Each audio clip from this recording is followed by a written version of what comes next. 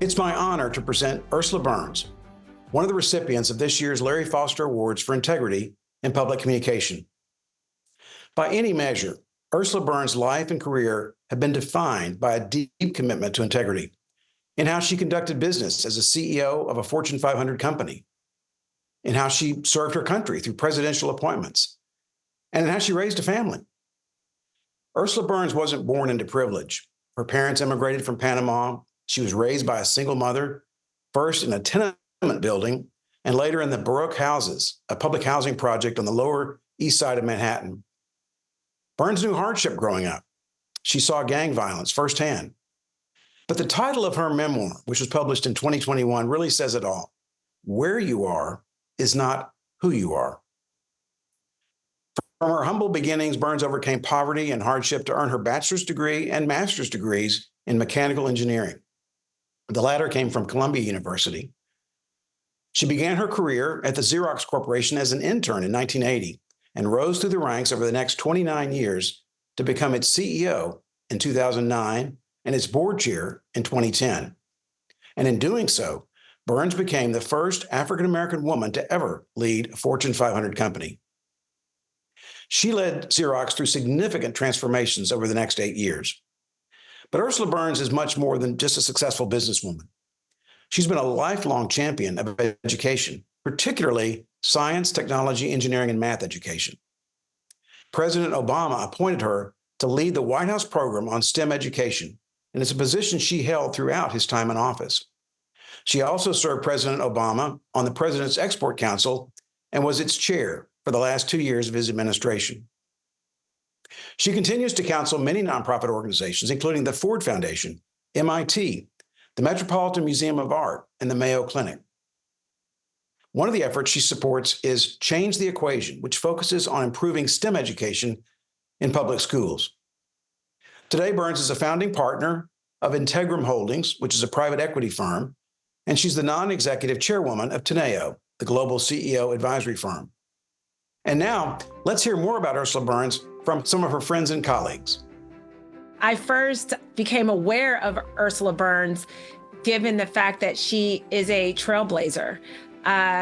Growing up in corporate America, being able to look up and see Ursula be the first African-American woman to run a Fortune 100 company.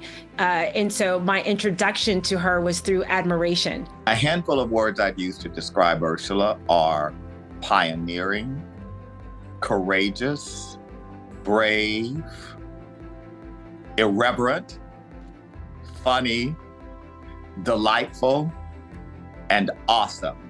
Ursula is a very direct person. She's a very dynamic person. She is a very decisive individual.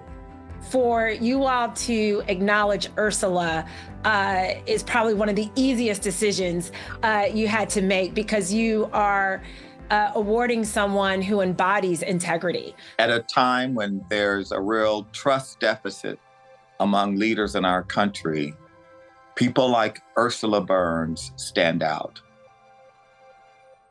And now at this time, it's my honor and privilege to present the 2024 Larry Foster Award for Integrity in Public Communication to Ursula Burns. Ursula, congratulations.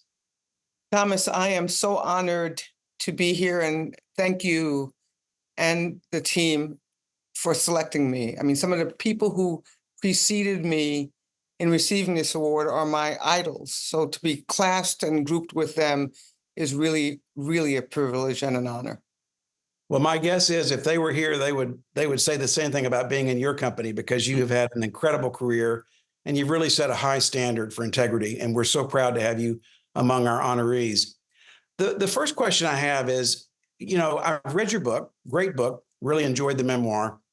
And one of the things that you talk very, very frankly and openly about, which I think is what makes the book so good, is some of the tough decisions you had to make.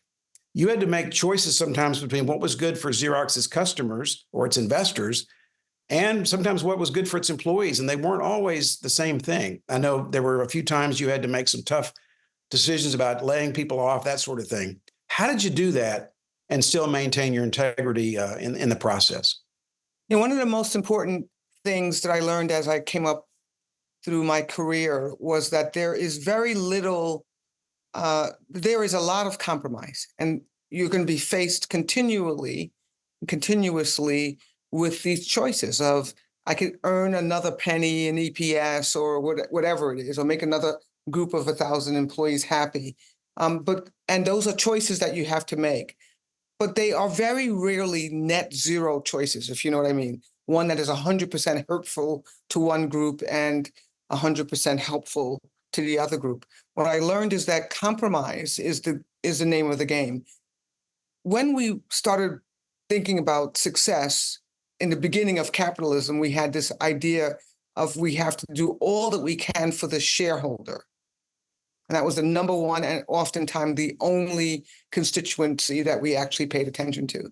As we matured in society and in business, we learned that you could probably have a triple win, where the communities, the shareholder, and your employees can actually garner reasonably good results. I made most of my decisions around those three people, not one only.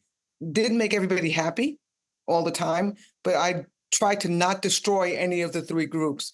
I think that businesses nowadays are doing that more and more, understanding that the societies that we do business in, the individuals that help us to actually create the goods and services that we sell, and the owners of the business actually have to be served relatively equally as we proceed. One of the quotes in your book that I loved was, you said that as a CEO, your role was to define reality and give hope. How do you do that? And at the same time, where does communicating with integrity fit into that whole mantra? Yeah. By the way, the good news about that quote was that I learned it from one of the best business leaders in America, and that's Ken Chenault. I was on his board for many years, and he used that continuously through board meetings and just explaining how the board should think about how it actually communicates and performs its duties. And what I learned was that context, people are smart. First, I learned people are smart. They want to hear as much of the context around how you're making your decisions and choices as possible. And that the only way that you can keep your story straight is to be actually honest and straightforward. It's just hard. It's kind of hard to play the game to 3 or 4 different audiences if you're trying to not be straightforward and honest.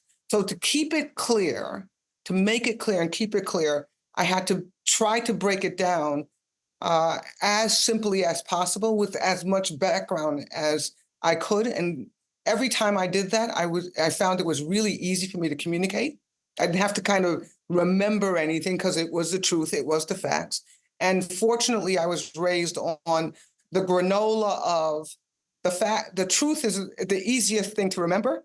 So, and that my mother would say that all the time, it's the easiest thing to remember, assuming people are smart enough to actually garner, and process the information and then go for it and tell them. Do you feel like a lot of your lessons about integrity came from those early days and growing up in the way that you did, and the influence of your mom? 110% of them did. Interesting. I think I unlearned more stuff after I left my house, more good things after I left my house than when I was in the house. My mother was simple, very, very smart woman, unbelievably focused. One thing I learned from her was this ability to keep priorities clear in her head for the short, intermediate, and long term. And she was just one of the best teachers. She showed more than spoke. So you learned how to do it by watching her. She was not this graceful, amazing person. She was a simple new American in a country that she grew to love. And she had 3 people that she cared more about than anything in the world, my brother, my sister, and I. And she taught me about focus, about, money's not everything, taking care of people and each other's, communicating clearly, just one of the best teachers in the world. I carry that to this day. I think about some of my mother's sayings every single day. And they were not really these crazy, exciting things. Like, one is be honest. Try to be authentic. She didn't use those words, but she would say, Ursula, you're you. You're you. I count on you being good, taking care of your siblings, my brother and my sister. we're required to take care of each other. And her statement of you have to leave behind in the world more than you take away. And that's not just in your family. That's not just in your business. It's everywhere. Leave behind more than you take away. That's how you're going to be judged. That's not what business school teaches you. I don't think that they have a course called Leaving Behind More Than You Take Away, but they should have one, right? It is the nature of a good human in what I call a positive world. Another thing you talk in your book about, you obviously were the first African-American woman to ever become the head of the CEO of a Fortune 500 company. You talk about the challenges women, and especially Black women, face, being accepted as deserving of their positions, whether it's in the C-suite or rising through the ranks or whatever. What advice do you have for other women to gain that acceptance, but resisting the pressure to just conform? How do they remain authentic to themselves, but still be accepted in those higher level positions? I think the number one thing is please spend a little bit of time in your life trying to figure out who you are, what's really important to you. Not everything is equal, right?